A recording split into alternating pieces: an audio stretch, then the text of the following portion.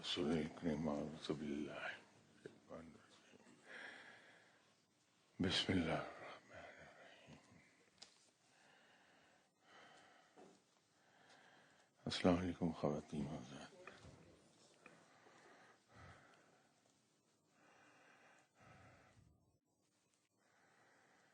یہ ایک سوال ہے کہ کہا جاتا ہے کہ مرید اپنے شیخ کو جس قدر یاد کرے ان کی طرف رجوع رکھے، مرشد صاحب کا دھیان اسی قدر زیادہ اس مرید کی طرف رہے گا.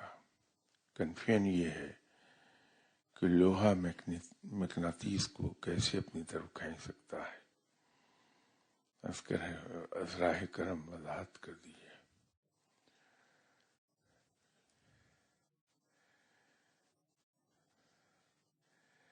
لوہا مقناطیس کو کھینچ لیتا ہے اپنی طرف، بشرطے کہ لوہا زیادہ وزنی ہو اور مقناطیس ہلکا وزن میں.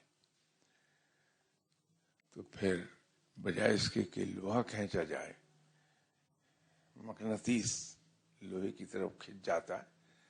اگرچہ کشش مقناطیسی کی ہے جو وہاں کام کر رہی ہے، لیکن چونکہ وزن میں ہلکا ہے تو وہ بھاری چیز کی طرف چلا جائے گا. تو یہ تو ایک کہیں فزکس میں جب ہم کہیں کلاس 6 میں پڑھتے تھے تو ہم نے اس وقت پڑھا تھا.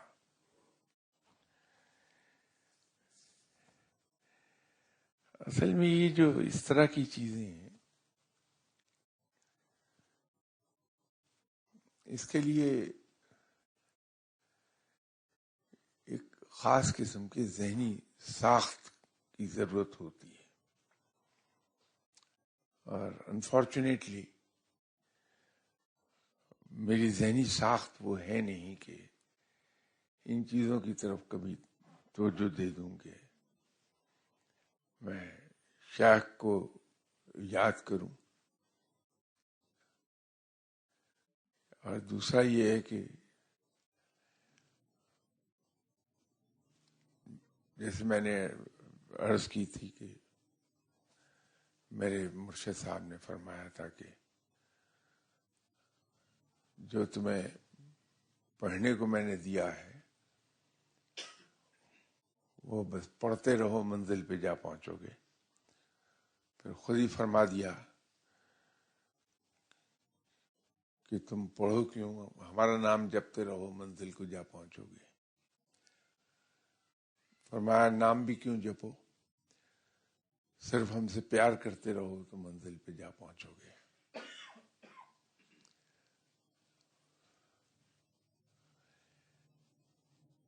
وہ میری ذہنی ساخت ایسی ہے کہ شاید الفاظ پر میں کبھی غور نہیں کرتا، الفاظ کیا کہہ رہے ہیں. میری توجہ اس پہ ہوتی ہے کہ کہنے والا کیا کہنا چاہتا ہے، الفاظ کیا کہہ رہے ہیں اس سے غرض نہیں ہے.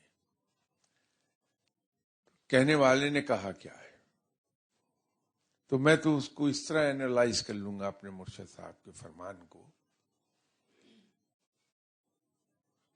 کہ اگر تو میں ان الفاظ کو لے لوں تو وہ تو شرک ہو جائے گا، ایک سیدھی بات ہے. لیکن جس نیت سے اور جس مقصد سے الفاظ کہے گئے ہیں وہ ایک فلسفی ہے، ایک منطق ہے، لاجک ہے.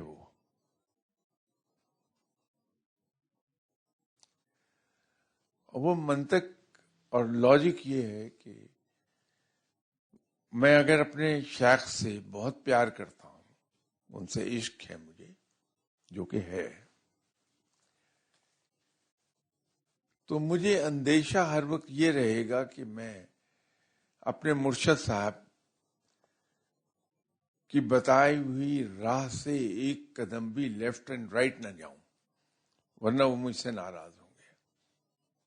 تو چونکہ مجھے ان سے پیار ہے، بہت عشق ہے، تو مجھے یہ گوارا نہیں کہ میرے مرشد مجھ سے ناراض ہو جائیں. تو جو انہوں نے فرمایا کہ ہم سے پیار کرتے رہو منزل کو جا پہنچو گے، تو اس سے مراد ان کی شاید یہ ہے کہ میں اگر ان سے بہت پیار کروں تو پھر مجھے یہ خوف کہ میرے مرشد مجھ سے ناراض نہ ہوں، ان کی ہر بات، ان کے ہر حکم کی تعمیل پر مجبور کیے رکھے گی۔ اسی طرح جو انہوں نے فرمایا کہ تم ہمارا نام جپتے رہو، تو اس سے مراد یہ ہے کہ اگر میں اپنے شیخ کو ہر وقت یاد رکھوں، ان کو یاد کرتا رہوں، تو آبویسلی میں ان سے پیار کروں گا۔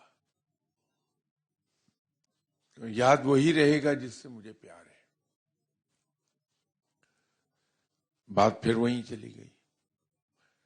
پہلا جو جملہ انہوں نے فرمایا اصل میں وہ بات تھی کہ جو میں نے تمہیں بتایا ہے وہ پڑھتے رہو، منزل کو جا پہنچو گے۔ اگلی دو باتیں ان کی در حقیقت مجھے اسی طرف کو ڈرائیو کرنے کے لیے تھیں کہ میں ان کی بتائی ہوئی ہر بات پہ عمل کر لوں۔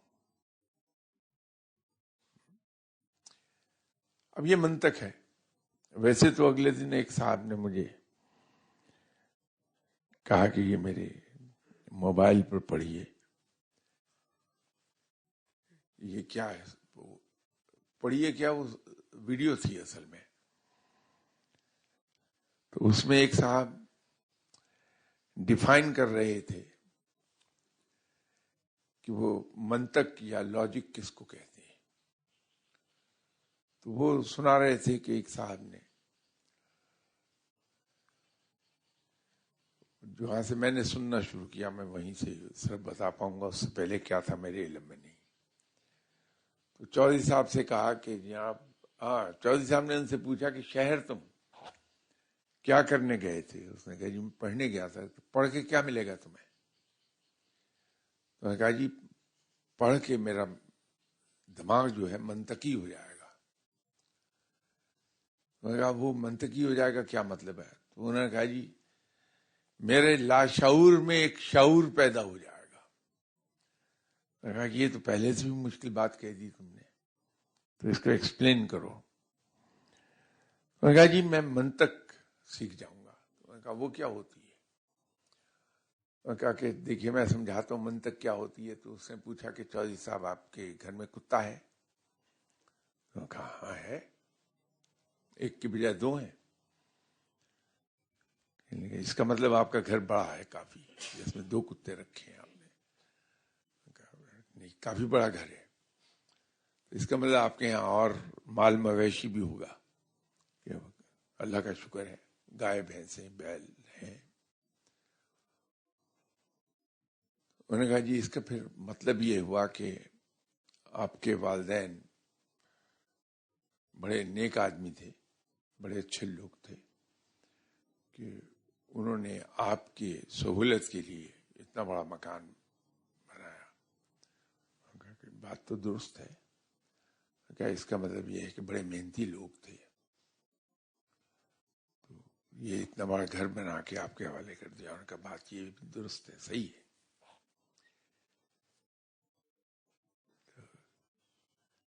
کہنے گے آپ دیکھیے وہ بڑے شریف اور نیک لوگ تھے، یہ میں اس نتیجے پہ کہاں سے پہنچا؟ میں نے کتے کا پوچھا تھا آپ سے کہ آپ کے گھر میں کتا ہے، تو میں کتے سے ہوتے ہوتے یہاں تک پہنچا کہ آپ کے ماں باپ بڑے شریف لوگ تھے، اچھے لوگ تھے، تو وہاں تک آ گیا۔ یہ منطق ہے۔ تو چودھری صاحب نے کہا کہ واہ یہ تو بڑی زبردست بات بتا دی۔ اب وہ چودھری صاحب سے برداشت نہیں ہو رہا تھا کہ یہ علم جو میں نے سیکھا ہے یہ میں دوسروں پر واضح کروں۔ اگلے دن نہا دھو کے کلف لگے کپڑے پہنے چودھری صاحب نے اور دوستوں کے یہاں گئے۔ اتفاق یہ ہوا کہ کوئی دوست ملا نہیں جس کو بتا پاتے، تو بیچارے گھومتے رہے تلاش میں۔ شام کو آئے، تھکے ہوئے تھے، لیٹ گئے۔ تو ملازم شرفو جو ہے وہ ان کی ٹانگیں دبا رہا تھا، تو انہوں نے کہا کہ چلو اس کو تو میں سکھا ہی لوں منطق کیا ہوتی ہے۔ تو اس نے کہا کہ شرفو تمہیں پتا منطق کیا ہوتی ہے؟ اس نے کہا نہیں صاحب میں کہاں پڑھا لکھا ہی نہیں ہوں. اچھا میں تمہیں سمجھاتا ہوں کہ منطق کیا ہوتی ہے. تمہارے گھر میں کتا ہے؟ وہ کہا نہیں چودھری صاحب میرے گھر میں کتا کہاں سے آیا؟ تو کہا اس کا مطلب تمہارے ماں باپ پھر شریف نہیں تھے. تو یہ منطقی ذہن جو ہے وہ اس طرح کے کام کرتا ہے. تو الفاظ پہ مت جائیے. تو یہ جو مرشد صاحب کا دھیان ہر وقت اگر رہے تو اس کا ایک نتیجہ منطق کے روح سے یہ بھی نکل سکتا ہے کہ آپ ٹیلی فون کر کر کے ایس ایم ایس کر کر کے اپنے مرشد صاحب کے ناک میں دم کر دیں. اس کا نتیجہ یہ بھی نکلے گا. تو کچھ ملنے کی بجائے آپ گنوانا شروع کر دیں کہ وہ چڑھنا شروع ہو جائے گا. اور مرشد صاحب اگر ایک بار چڑھ گئے تو سمجھیے کہ لٹیا ڈوبی، علم گیا.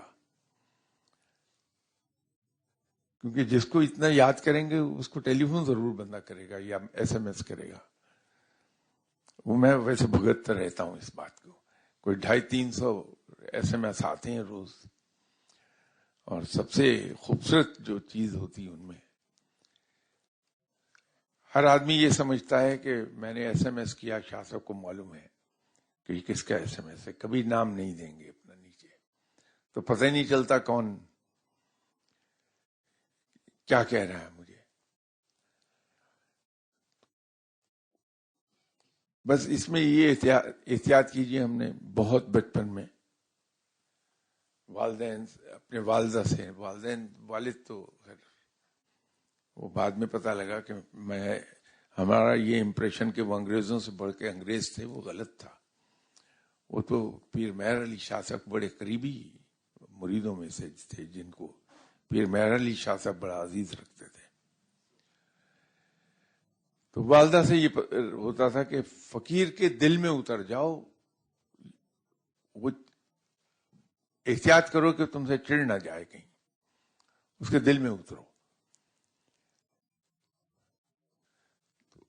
اپنے مرشد صاحب کے ساتھ بھی یہی رویہ، وہ شاید کہیں لاشعور میں یہ بات بیٹھی ہوئی تھی کہ چڑ نہ جائیں مجھ سے. تو احتیاط یہی ہوتی تھی کہ باوجود اس کے کہ ان کو انتظار ہوتا تھا کہ میں آیا نہیں شام کو، پھر بھی بہت محتاط. اور مرشد صاحب کے پاس گئے تو صرف آنکھیں اور کان کھلے، زبان بالکل بند، جب تک کہ مخاطب نہ کر لے.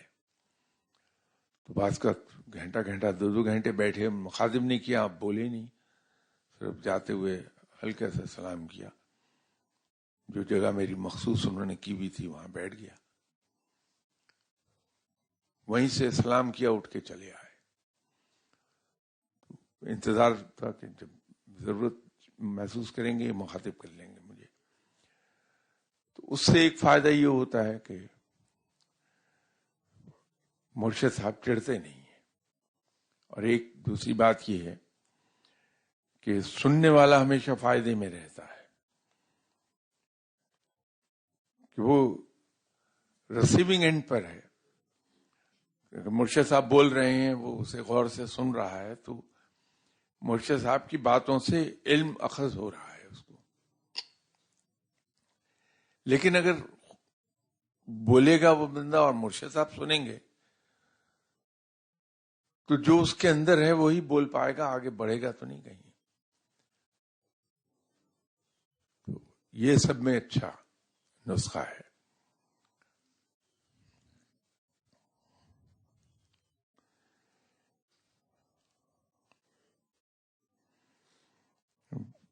ایک اور سوال ہے کہ ایک ولی اللہ جو ابدال سے بھی کہیں زیادہ اوپر کے مقام پر ہوتا ہے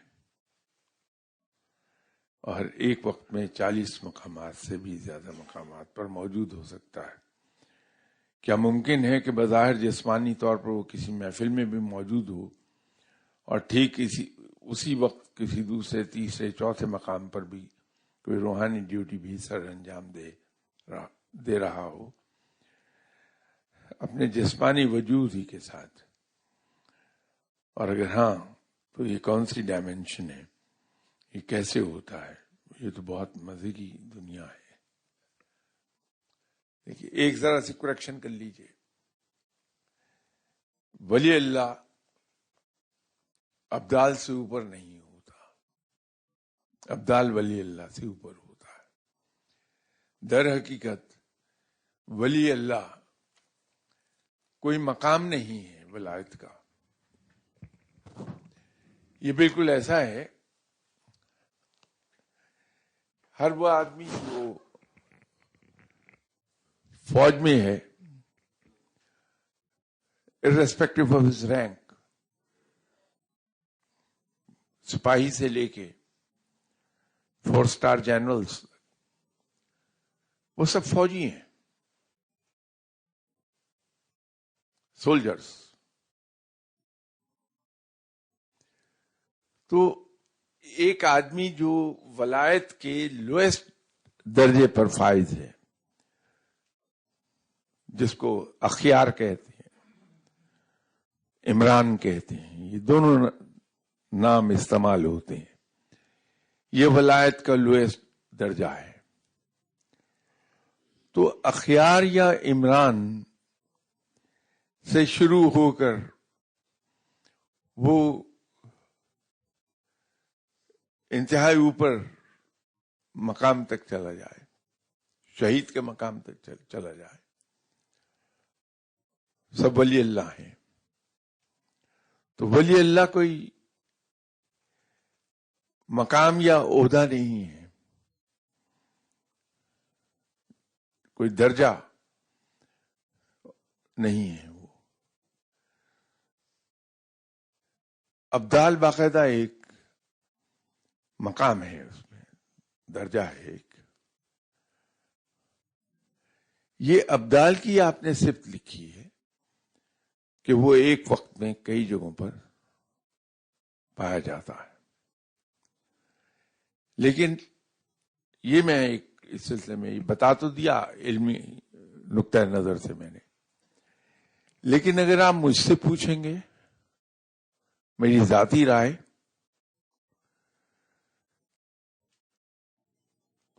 صاحب جو آدمی رب تعالیٰ کے قرب کے لیے نکلا ہے، اس کو اس سے کیا لگے کہ وہ کس مقام پر ہے، کس درجے پر ہے. وہ ایک وقت میں کہیں پایا جاتا ہے یا ایک وقت میں 10 جگہوں پر دیکھا جاتا ہے، اس کی بلا سے اسے کیا ہے. بلکہ اگر کسی نے آ کے کہا بھی کہ صاحب آپ تو لاہور میں تھے، میں نے تو آپ کو فلاں جگہ دیکھا، وہ اس کو اہمیت ہی نہیں دیتا، دل میں لاحول پڑتا ہے. اس لیے کہ اس کے نزدیک تو یہ بھٹکا دینے والی باتیں ہیں، بہکا دینے والی باتیں ہیں، وہ اس کو اہمیت نہیں دے گا. اگر کسی نے کہا کہ صاحب آپ نے فلاں بات کہی تھی، فلاں وقت وہ بہنے ہی ویسی ہو گئی جیسے آپ نے کہی تھی،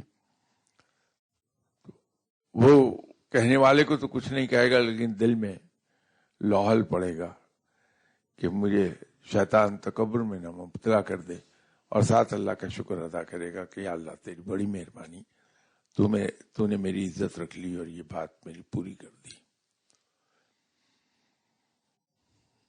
کوئی اس کو کہتا ہے کہ تمہارے ہاتھ سے یہ کرامت سرزد ہو گئی، تو وہ تکبر سے پناہ بھی مانگتا ہے اور شکر بھی ادا کرتا ہے رب تعالیٰ کا دل میں، اس لیے کہ اس کے نزدیک ساری وہ چیزیں ہیں کہ اگر اس کو بتائی جائیں گی اس کے بارے میں تو وہ اپنی راہ سے بھٹک جائے گا.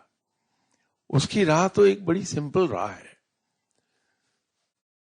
کہ مجھے آپ صلی اللہ علیہ وسلم اور رب تعالیٰ کا قرب حاصل ہو جائے. اس کا مطمع نظر صرف وہ ہے. اگر کوئی یہ کہہ دے کہ یہ اپنی کشف و کرامات ساری مجھے دے دو اور میں تمہیں اپنا قرب الہی دے دیتا ہوں، وہ بہت سستا سودا سمجھ کے سب کچھ دے دے گا، اس کو لے جاؤ مجھے قرب الہی دے دو. تو ہم ان چیزوں پر نظر نہ رکھیں اگر ہم واقعی ہی رب کا قرب چاہتے ہیں. پھر یہ بھول جائیے کہ یہ سب چیزیں کیا ہوتی ہیں. جتنا ان سے دور رہیں گے اتنی راہ ہماری آسان ہوگی رب تعالیٰ کے قرب کی.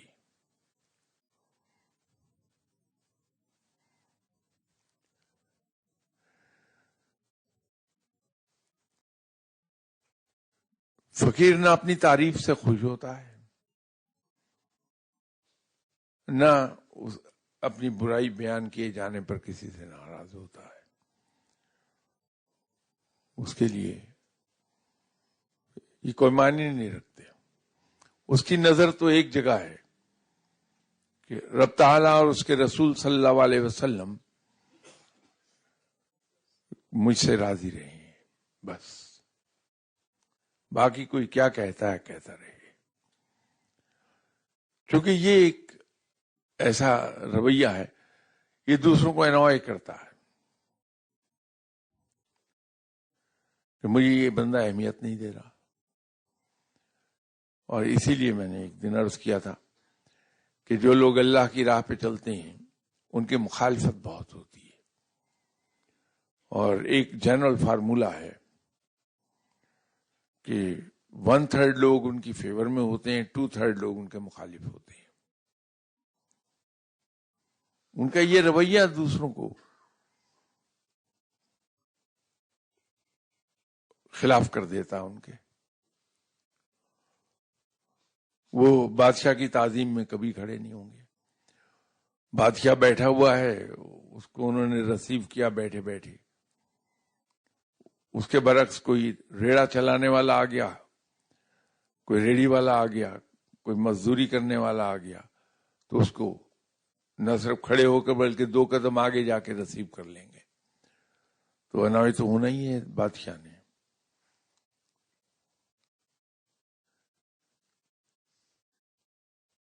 یہ رویہ اسی لیے ہے کہ اس کی یہ اہمیت نہیں رکھتی کوئی چیز. وہ صرف اسی بات پر نظر رکھے ہے کہ میرا آبجیکٹو یہ ہے کہ مجھے رب تعالیٰ اور آپ صلی اللہ علیہ وسلم کا قرب حاصل ہو جائے. تو ان باتوں میں نہ پڑیے آپ.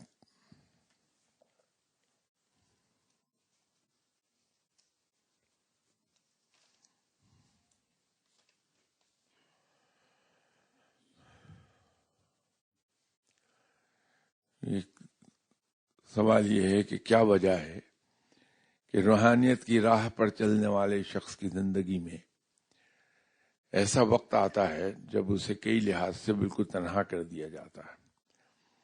کیا اس کا مقصد دنیا کی حقیقت اس پر عیاں کر کے رب تعالیٰ پر اس کا توکل مضبوط کرنا ہوتا ہے؟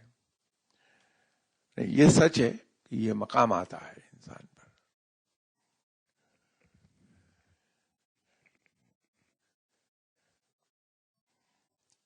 لیکن دنیا کی حقیقت واضح کرنے کے لیے نہیں ہوتا وہ, بلکہ ہوتا یہ ہے کہ جو ہم اکثر پڑھتے ہیں کہ ہم رب کی طرف 1 قدم چلتے ہیں تو رب 2 قدم ہماری طرف آتا ہے. مراد اس سے یہ ہے کہ وہ ہمارے لیے اسباب پیدا کرتا ہے کہ ہم اگر خلوص نیت سے رب تعالیٰ کا قرب چاہتے ہیں تو اسباب پیدا کر دے گا ہمارے لیے کہ ہم ادھر کو بڑھ سکیں آگے.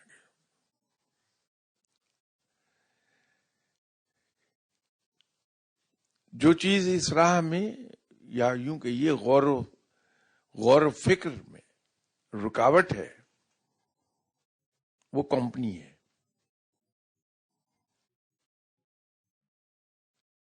کیونکہ فقیر کے پاس آنے والا آدمی خاموش نہیں بیٹھے گا. وہ تو اپنی غرض سے آیا ہے, اس نے بیان بھی کرنی ہے, اسے اس کا جواب بھی چاہنا ہے. اگر زیادہ دیر بیٹھا ہے تو وہ اپنے مطلب کی باتیں بھی کرے گا. تو جب تک انسان کے پاس دوسرا کوئی بیٹھا ہے اس کی توجہ ادھر کو رہے گی، وہ غور و فکر سے دور ہو گیا.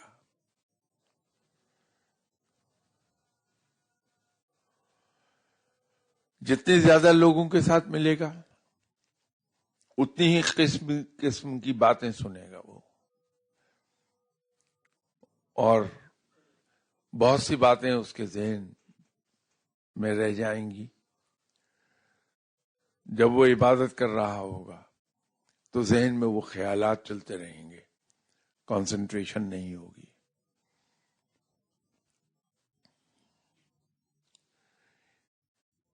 اس راہ پر چلتے ہوئے جہاں یہ تنہائی کا مقام ہے وہاں یہ بھی مقام آتا ہے کہ اس کو ہر طرف سے زخم لگتے ہیں، کچوکے لگتے ہیں،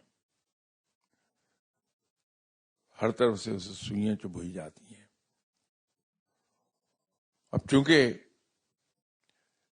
صبر کرنا ہے، اس نے جواب نہیں دینا کسی کو، تو وہ ان کچوکوں کا درد اور ان کچوکوں کی تکلیف سوا ہو جاتی ہے. کیونکہ جب ہم دکھ اور درد کو خاموشی سے سہتے ہیں، کسی کے پاس بیان نہیں کرتے، ہائے نہیں کرتے، واویلا نہیں کرتے، اندر ہی اندر اس کو سہتے ہیں، تو اس کی تکلیف بہت ہوتی ہے. تو تکلیف جب دنیا سے بہت پہنچتی ہے تو انسانی فطرت میں ہے کہ جہاں سے اسے دکھ اور تکلیف ملتا ہے وہاں سے وہ دور بھاگتا ہے، اس طرف کو جاتا ہے جہاں اس کو پیار، محبت، سکون ملے. تو پھر اس کے لیے ایک ہی گوشہ عافیت ہوتا ہے، وہ ہے رب کی حضوری. تو چونکہ دکھی ہے تو جب رب تعالیٰ کے حضور حاضر ہوتا ہے نماز کے ذریعے سے، قرآن پاک کی تلاوت کے ذریعے سے، اس کے ذکر اذکار سے، تو وہ تکلیف اس کی الفاظ کے ذریعے بھی بہہ نکلتی ہے اور آنکھوں کے ذریعے بھی بہہ نکلتی ہے.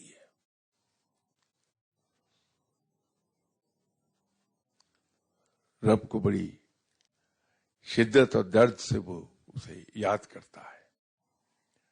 تو یہ ایک تنہائی کا وہ مقام یا وہ پیریڈ جتنی دیر میں تنہا کر دیا جاتا ہے انسان، وہ ایک نعمت ہے انسان کے لیے کہ انسان اللہ کی قرب کی طرف وہ راستہ بہت آسانی سے طے کر لیتا ہے اور تیز رفتاری سے کرتا ہے.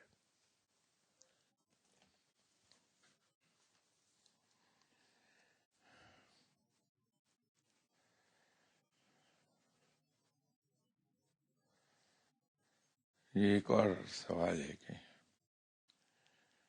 اچھا، جن صاحب نے بھی سوال پوچھے ہیں یہ اپنے مرشد صاحب کی جان کو آئے ہوئے ہیں.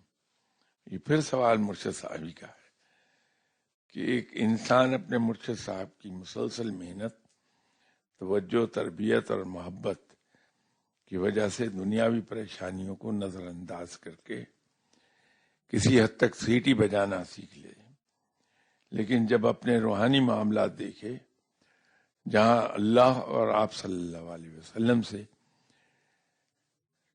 ملاقات کی خواہش اور ذوق و شوق تو بے حد ہو، لیکن عمل کا کاسا خالی، محبوب کے جلووں اور قرب سے محروم، تہی دل، تہی دست، تہی دامن شخص کیسے سیٹیاں بجائے، اپنی محرومی کو کیسے دور کرے.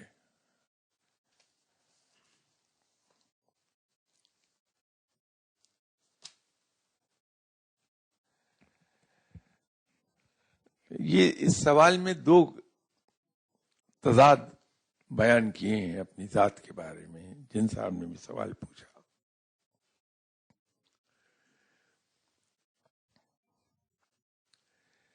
پہلی بات تو یہ ہے کہ اگر آپ کے شیخ نے آپ پر ایسی محنت کی ہے،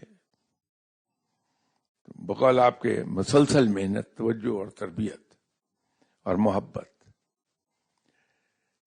جب شیخ نے یہ آپ کو چاروں چیزیں دے دی اور آپ کو شیخ اپنی اس محنت، تربیت، تعلیم، محبت، اس کے ذریعے اس مقام تک لے گیا جہاں آپ بقول آپ کے سیٹی بجا سکیں. یہ جو سیٹی بجانا ٹرم آپ نے یوز کی ہے، شاید اس کی بیک گراؤنڈ آپ کے علم میں نہیں ہے. انگریز نے جب یہاں حکومت کی تو کچھ لوگ ہاف کاسٹ تھے. ان کے فادر یا تو انگریز تھے اور والدہ انڈین تھی، یا والدہ انگریز تھیں اور والد انڈین تھے. تو یوں وہ ہاف کاسٹ تھے. اور لیٹر آن یہاں ان کو اینگلو انڈینز کا نام دے دیا گیا. تو اینگلو انڈینز گورا ویسے بھی دیکھنے کو لگتا ہے کہ بڑا خوشحال ہے، وہ بیچارہ خالی جیب ہوتا ہمیشہ، یا کریڈٹ کارڈ پر زندہ رہتا ہے. آپ میں سے جو حضرات یو کے کثرت سے جاتے ہیں، وہاں چھٹیاں گزارتے ہیں، ان کے علم میں ہوگا کہ وہاں پیسہ ویسا کسی کے پاس ہوتا نہیں، ماسوائے ان کی جو 2% آبادی ہے وہ حقیقتاً فلدی ریچ ہے. لیکن ان کے یہاں 70% آبادی وہ ہے جو اپنی زندگی کو چلائے رکھتی ہے کریڈٹ کارڈز کے سر پر. باقی 28% وہ لوگ ہیں جو ویل آف ہیں، امیر تو نہیں ہیں بٹ وہ ویل آف ہیں. 2% آبادی ہے وہ فلدی ریچ ہے. وہاں تو پاکستان، یہاں انڈین سب کانٹیننٹ میں بھی انگریز کا وہی حال تھا. تو اینگلو انڈینز عام طور پر مالی لحاظ سے کمزور ہوتے تھے. وہ بیچارہ بھوکا ہے، بھوک بہت لگی ہوئی ہے، اب اپنے ٹراؤزر کی جیب میں ہاتھ ڈال کے تو بھوک کو بہلا رہا، سیٹی بجاتا پھر رہا. تو یہ ٹرم وہاں سے نکلی کہ جو آدمی دکھ میں ہے لیکن لوگوں کو دکھانے کے لیے وہ خوشی کا اظہار کرتا ہے، تو یہ ٹرم وہاں سے اختراع اس کی ہو گئی کہ اس کو کہتے ہیں سیٹی بجانا. تو اگر آپ کے شیخ آپ کو اتنی محنت کے بعد اس مقام پر لے گئے جہاں آپ اس کے اہل ہو گئے کہ اپنے دکھ، درد، تکلیف اس پر آپ سیٹی بجا سکیں، تو پھر میں نہیں سمجھتا کہ آپ کسی طور بھی آپ کے بقول کہ آپ کا کاسا خالی ہے یا آپ تہی دامن ہیں، تہی دست ہیں، وہ ہو نہیں سکتا. کیونکہ یہی تو وہ مقام ہے کہ جہاں رب کے عشق میں انسان مبتلا ہوتا ہے اور اپنی تکلیف بھول کر وہ سیٹی بجاتا پھرتا ہے اپنے رب کے مان کے سر پر کہ میرا رب موجود ہے، وہ مجھے کبھی تنہا نہیں چھوڑے گا، وہ مجھے لک آفٹر کرے گا. یہ جو ایک یقین ہے، یہ یقین انسان کو اپنے دکھوں پر کہہ کے لگانا سکھاتا ہے.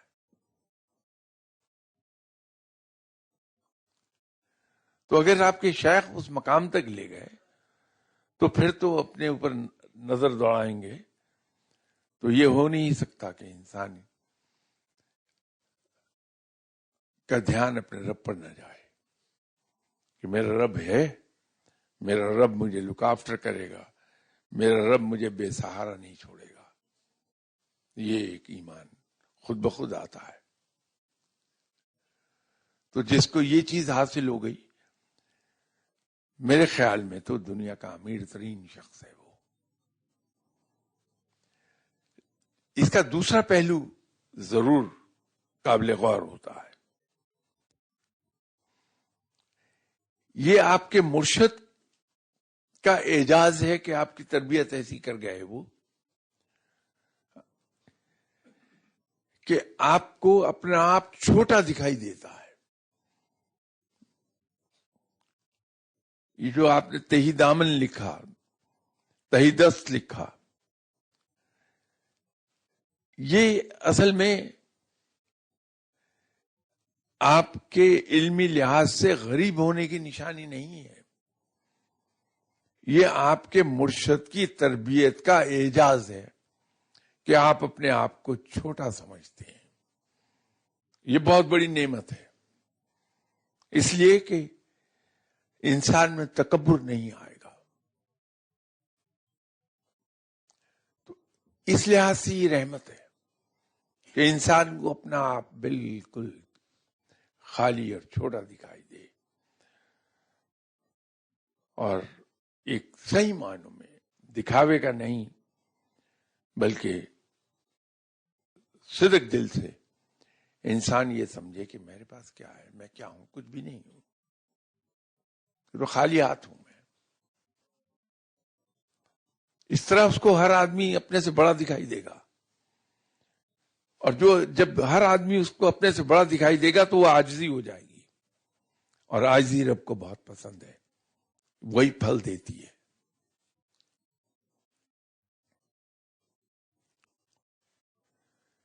یہ تو بہت بڑی آپ نے ایک نعمت کا ذکر کیا، اس پر تو رب کا شکر ادا کیا جانا چاہیے کہ میں اپنی نظر میں خود ہی بہت چھوٹا ہوں. معاف کیجیے گا، آپ کے 5 منٹ زیادہ لے گیا میں. ان کے کچھ سوالات باقی ہیں، وہ انشاءاللہ تعالی بشرط زندگی نیکسٹ سنڈے. اس وقت کے لیے اجازت. السلام علیکم.